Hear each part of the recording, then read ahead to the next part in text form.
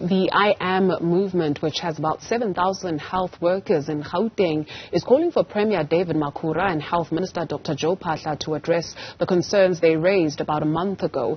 Let's get you a sense of what those concerns are and how far they have come with those consultations. We're joined by Advisory Board Member for Solidarity Doctors Network, Dr. Angelique, who's also a member of the I Am movement. Dr. Coetzee, good morning to you and thank you so much for joining us. Perhaps just a bit of context and remind us of the open letter that you penned about a month ago. Essentially, what's at the heart of the matter? Good morning to all your viewers out there. Yes, this is actually a very unprecedented situation that we are sitting here where healthcare workers are now, or the healthcare professionals, let me rather put it like that, are now taking a public stand on this. So this was all arised from the inquiry in the Rahima Musa Hospital, where Dr. De Meyer was accused of, when he tried to speak out about the conditions, and then silenced by the CEO of the hospital, and he was a disciplinary process was being instigated against him, and we thought that this is totally unacceptable because the questions that he raised and the issues that he raised was valid, and it's not that is not only unfortunately being confined to Rahima Musa Hospital, but to most of the hospitals, not only in Gauteng, but across the country, especially in the public sector side. And it is time that we need to stand up. We need to say, listen, this crisis comes from an administration, especially in Gauteng, if we look at the Rahima Musa, that uses repressive rules, very much similar to the pre-democratic order, where the administration tried to muscle healthcare workers so that they should stay quiet, don't speak out, please. And thereby they can hide the negligence and corruption that is going on in these hospitals. And it should stop.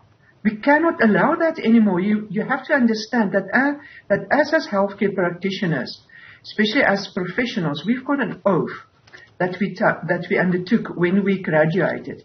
And that oath is where we said that we will work in what is in the best interest of our patients.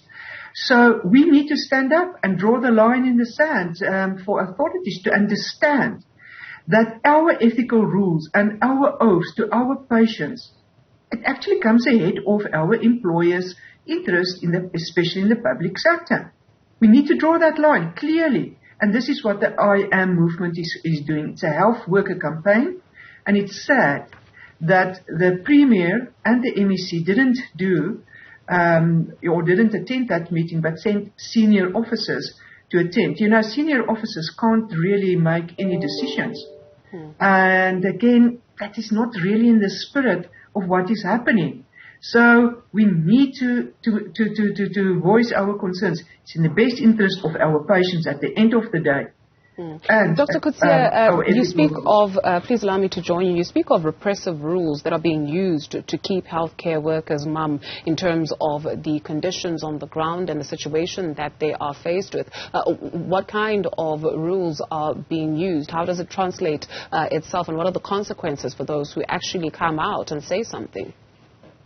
Well, I'm glad that you asked. It's so if you work in the public sector and you dare speak out in the open to any to the media, the same that happened with Dr. De Meyer, you would then be disciplined and you can lose your job. And then the next problem is where are you going to get another job? You will have then to join the private sector. So the biggest thing that they use is disciplinary action against doctors speaking out. So there's no whistleblower type of protection for doctors if you do not agree with what is happening in the hospital. You notice what is happening to the patients. We need to be able to speak out.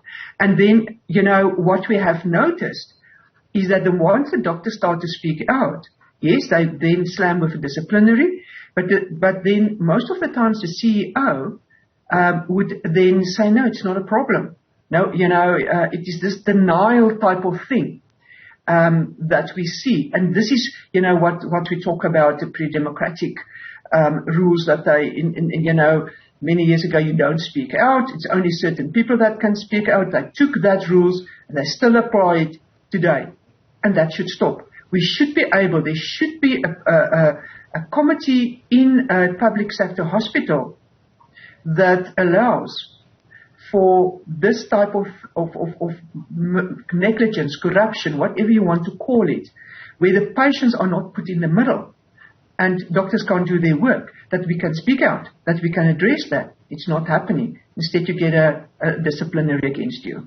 Dr. Coetzee, this sabotage, for lack of a better word, of the healthcare system means what? Especially when we take a look at the NHI, right, which is touted to be South Africa's savior when it comes to healthcare.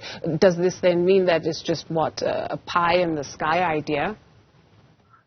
Well, this is why we keep on saying national health. The national health